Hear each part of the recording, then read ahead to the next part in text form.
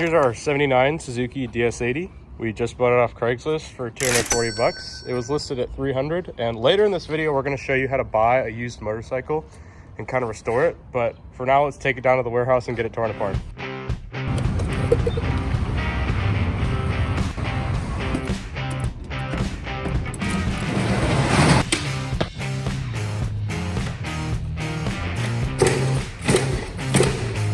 So as you saw, we kicked it over a few times and the bike doesn't start. I'm not surprised. The seller told us this bike sat for 15 years in a shed, which would explain why it doesn't start. The problem we're having is we're not getting any fuel into this engine. This carburetor got clogged up with old gas and it's not starting. So we're gonna have to turn to that carburetor and see what's wrong with it. Now, we know for sure we don't have fuel because that carburetor is clearly clogged. You actually have a fuel leak on the ground right here. The next thing we're gonna need to check for after we check for fuel and make sure that's all squared away is our spark plug. The nice thing about these bikes is that regardless of their size, they all work the same. So to turn to this carburetor, we're probably gonna have to pull off the seat. We might have to pull off some of these plastics, but most importantly, we're gonna need to get to this air box right here so we can get to this. So the seat just comes off with one thumb screw. It's a kid's bike, so it's a little bit simpler than those, but we'll just pull this seat off. So one thing you'll notice about all these old bikes is they usually have mismatched hardware. All you need is some basic hand tools. We're using screwdrivers, and you can get to just about anything on this. A basic socket set and some screwdrivers, you can do anything on a bike. Okay, so we're pulling off all these plastics. You don't really need to do this. The only reason I wanted to do this was to kind of check all the condition of the exhaust and this oil can, etc. Just to see what it was like since this bike has been sitting for so long, but it'll make it a lot easier. And then we're gonna pull this fuel tank, which on these bigger bikes is usually a step that you have to do to pull the carburetor. So I'm just gonna pull it off anyway. And there we go, our fuel tank came off. Here's one thing you'll notice when you buy something old like this is you'll see stuff like this that was just a quick fix that ended up being permanent. So the next thing you're going to want to check for, especially on a two-stroke like this, is for dents in the exhaust. Now normally on a bigger bike, the muffler will come down here and have this expansion pipe. And when you fall over, that expansion pipe gets dented, and that means it'll need to be either repaired or replaced. I'm also checking for see if the rims are true, if the spokes are tight. So let's pull off our airbox cover and just take a look at the condition of the air filter. This can actually tell you a lot when you're buying a bike about, you know, owner care and stuff, but.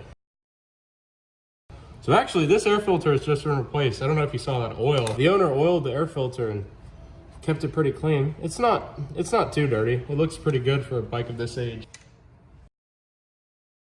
This gives us access to the back of our carburetor, and then we'll take this off. So opening a carburetor is a messy job. You see we have fuel coming out right here. We're gonna pull this off. This is a little overflow. Now all that in there is gummed up fuel, and that's not gonna let our engine run. What happens is our fuel gets sucked up by this jet here. For now, just know that this thing gets clogged and fuel goes through it. So you're gonna need some carburetor cleaner and a toothbrush, and that'll get you going on cleaning this thing.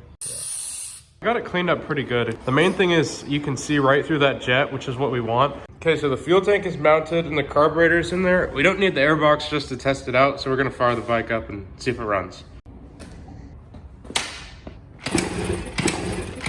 Okay, so now that we've cleaned the carburetor, we know we have fuel. And the bike doesn't start. And I'm not really surprised because we didn't go through the electrical system to see if we had any spark. So that's gonna be the next thing we check. Because remember, we need air, fuel, and spark for an engine to run.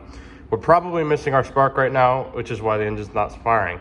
If I kick it over too many times, I'm gonna flood it. So before we flood the engine, I wanna see if we have any spark. This is an ignition coil. This is a style you'll find on most motorcycles like this, single cylinder. So here it is on our bike. And what this thing does is it takes a signal down from the engine, boosts the voltage enough to create a spark at the spark plug. I've already gone ahead and removed the spark plug because we're gonna check and see if we have any spark. We're gonna ground it on the engine just like this, turn off the lights and look for a spark right in there.